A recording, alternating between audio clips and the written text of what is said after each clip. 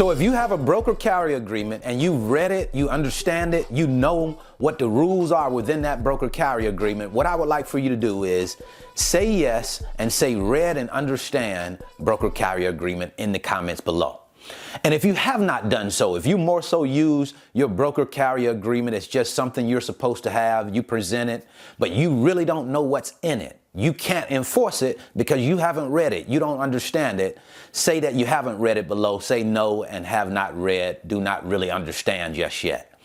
And I get that. There's a lot of things that we have to do as freight brokers, and we forget some really important parts. One of the important parts is we have to read and understand what's within your broker carrier agreement. And we need to have specific statements within that agreement to make sure you are protected. For example, you could have an instance where you have a double brokering problem. I just had a person in my network just had an issue like that not long ago. So what I'll address in this video today is specific statements that you need to have within your broker carrier agreement. You need to understand these statements, and they need to be worded so that they reflect what it is that you need to do, what the carrier needs to expect when these events take place, and there's no misunderstanding. So come on inside and let's get down to the business. Okay, so here's what happens sometimes when you broker loads to carriers.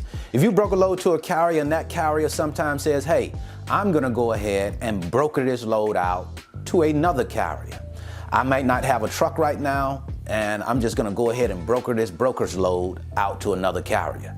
Now, that is not authorized. A carrier should not broker a broker's load to another carrier, because as a broker, I'm brokering that load with the confidence that the carrier that I'm brokering the load to is moving the load. That's who I'm in contract with. And if he happens to go and broker that load to another carrier, and most times when they broker it to another carrier, they broker it at a higher price, then that carrier is going to be calling you trying to get paid for that load. Now that could cause some really serious issues for you as a freight broker. Let's say that the carrier that you brokered the load to brokered it to B carrier, and B carrier had an accident. Now that wasn't the carrier you initially brokered to. That could be a big issue. Let's say that the carrier delivered the load with no problem, like it was in this last instance that we talked about. Well, it's great that the load was delivered, but now this carrier that you don't know anything about is looking to get paid from you. And now they're holding your paperwork. You got to figure out who you're supposed to pay and all of that kind of stuff. What would you do if that same situation happened to you? How would you handle that situation?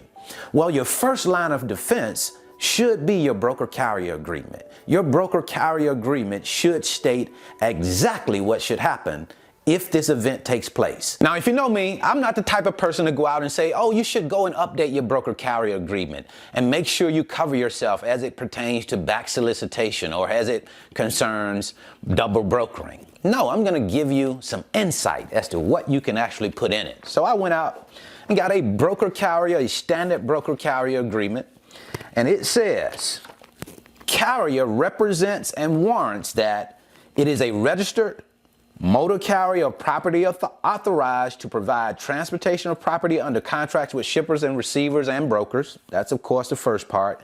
And then if you drop down to E, it says, of the carrier, it's saying, will not rebroker, co-broker, subcontract, assign, interline, or transfer the transportation of shipments hereunder to any other persons or entity conducting business under a different operating authority. So to me, that's pretty clear. It says that you cannot go out and broker the load to someone else with a different authority than yours. Now, of course, if you are working with other carriers and they are under your authority, you can let them run that load. That's not double brokering because they're running under your authority.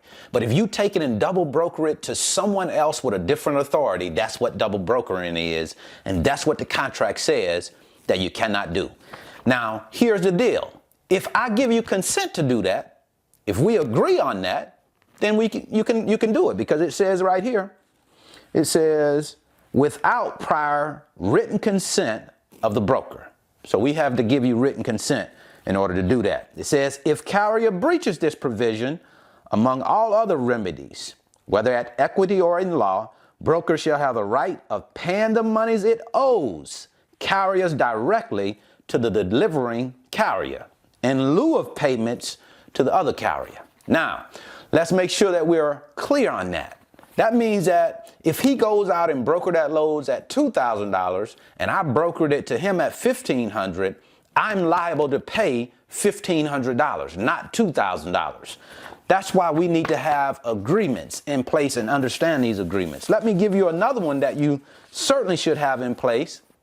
A no back solicitation agreement, meaning that your carriers cannot go and back solicit you for your customers. We all want to have that in place. Our carriers are good people. Not all of them will do that, but some people will go out and try and get your customers. So you have to protect yourself, protect your customer base. How do you do that? With an agreement called no back solicitation. Here's what the no back solicitation agreement says.